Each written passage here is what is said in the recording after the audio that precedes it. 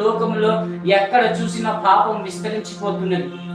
చిన్న పిల్లలు మొదలుకొని ముదిమి వచ్చిన వయసులో ఉన్న తాత అమ్మమ్మ వయసులో ఉన్న వాళ్ళ వయసులో కూడా పాపం అనేది చెలరేగిపోతూ ఉన్నది.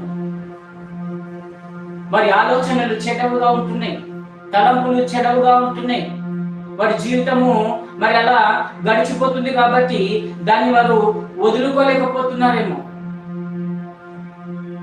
పైకి మనము కనబడుతున్నామేమో, పైకి మనము పరిశుద్ధమైన జీవితంగా, పరిశుద్ధ బట్టలుగా, పరిశుద్ధ వస్త్రములను ధరించుకున్న వారిగా ఉంటున్నామేమో, కానీ లోపట మాత్రము వ్యభిచార తలంపులు, వ్యభిచార ఆలోచనలు, వ్యభిచార జీవితము, వ్యభిచార యొక్క మరి ఊహలు, మోహపు చూపులు,